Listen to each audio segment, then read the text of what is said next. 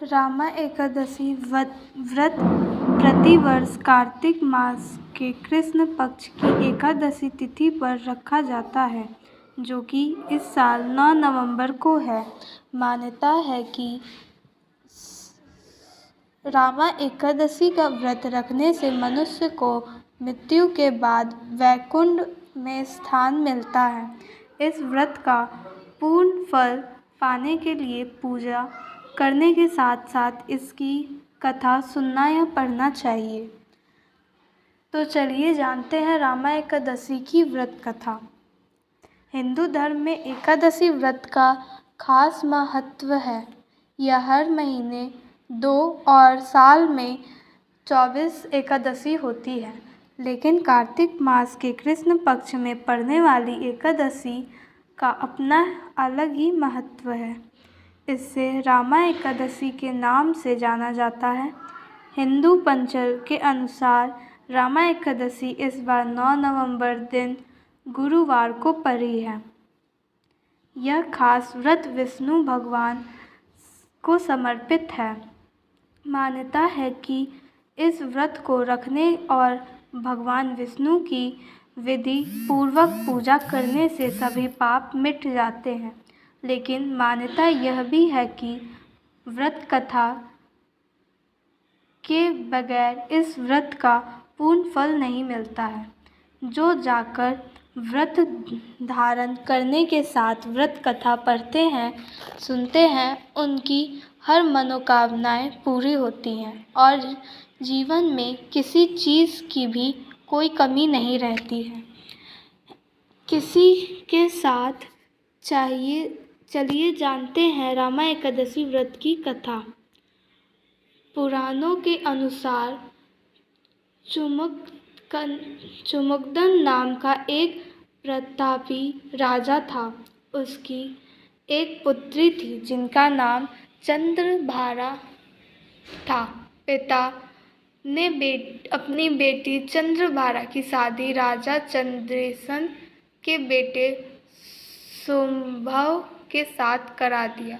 राजकुमार संभव की एक आदत थी कि वह एक भी समय बिना खाए नहीं रहता था। इसी बीच शोभन एक बार कार्तिक के महीने में अपनी पत्नी के साथ ससुराल आया और उस दिन रामा एकादशी का व्रत भी था। चंद्रभागा ने राज्य में सभी रामा एकादशी व्रत का नियम पूर्वक पालन करते थे। तो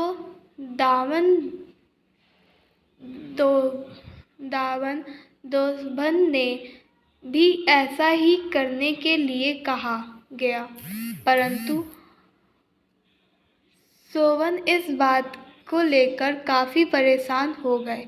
इसके बाद अपनी परेशानी को लेकर अपनी पत्नी चंद्रभागा के पास पहुंचा।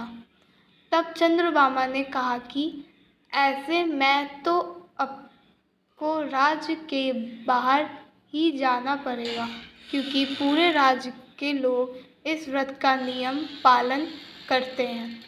यही नहीं, आज के दिन यहाँ के जीव जंतु भी भोजन नहीं करते हैं। चंद्रभागा की बातें को सुनकर आखिरकार संभव की रामा एकादशी व्रत रखना ही पड़ा, लेकिन पारण करने से पहले ही उसकी मृत्यु हो गई। इसके बाद चंद्रभागा अपने पिता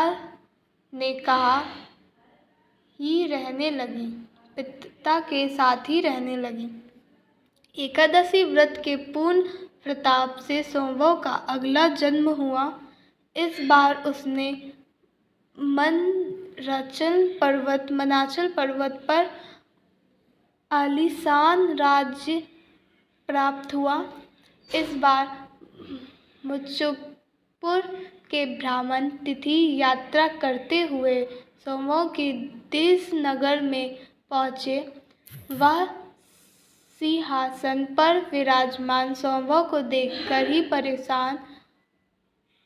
पहचान लिया। वह ब्राह्मणों को देख संभव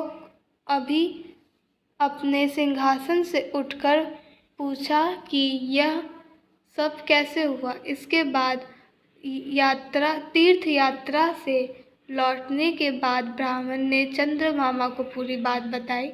चंद्रभामा बेहद खुश हो गई और पति के पास जाने के लिए व्याकुल हो गई। इसके बाद वह ऋषि के आश्रम पहुंची। फिर मंदराचल पर्वत पर गई और पति स्वयंवर के पास पहुंच गई। इस तरह एकादशी व्रत के पालन पोषण से दोनों का फिर से मिलन हो गया।